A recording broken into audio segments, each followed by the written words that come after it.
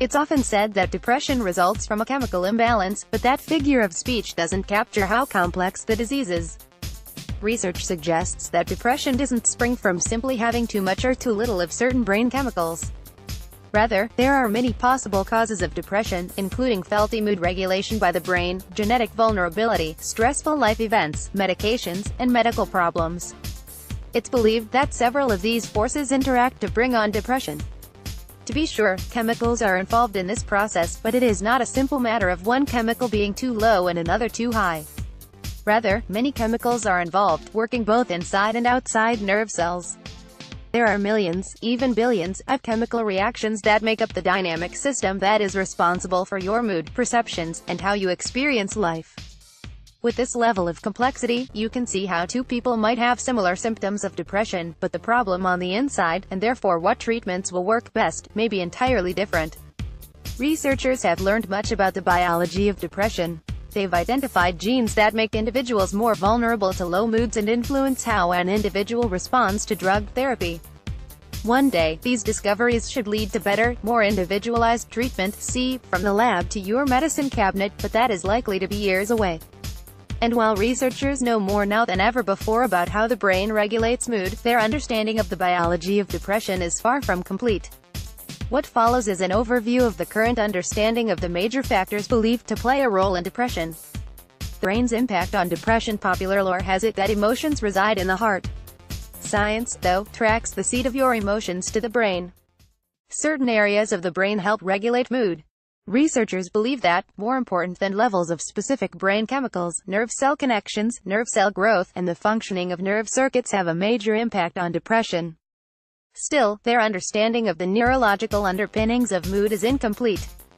Regions that affect mood. Increasingly sophisticated forms of brain imaging, such as positron emission tomography, PET, single-photon emission computed tomography, SPECT, and functional magnetic resonance imaging, fMRI, permit a much closer look at the working brain than was possible in the past. An fMRI scan, for example, can track changes that take place when a region of the brain responds during various tasks.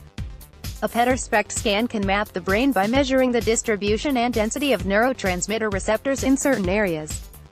Use of this technology has led to a better understanding of which brain regions regulate mood and how other functions, such as memory, may be affected by depression.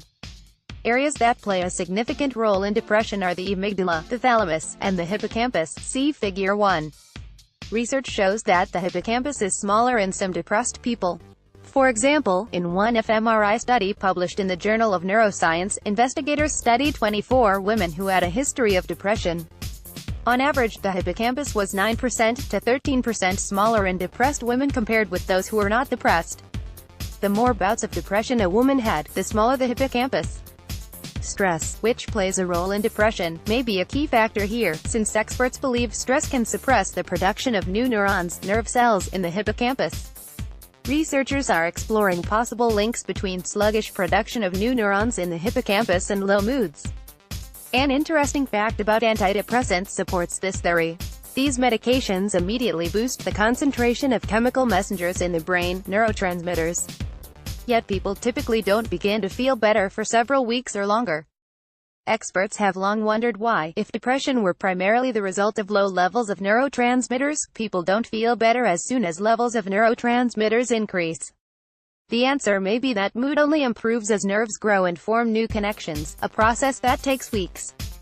In fact, animal studies have shown that antidepressants do spur the growth and enhance branching of nerve cells in the hippocampus. So, the theory holds, the real value of these medications may be in generating new neurons, a process called neurogenesis, strengthening nerve cell connections, and improving the exchange of information between nerve circuits.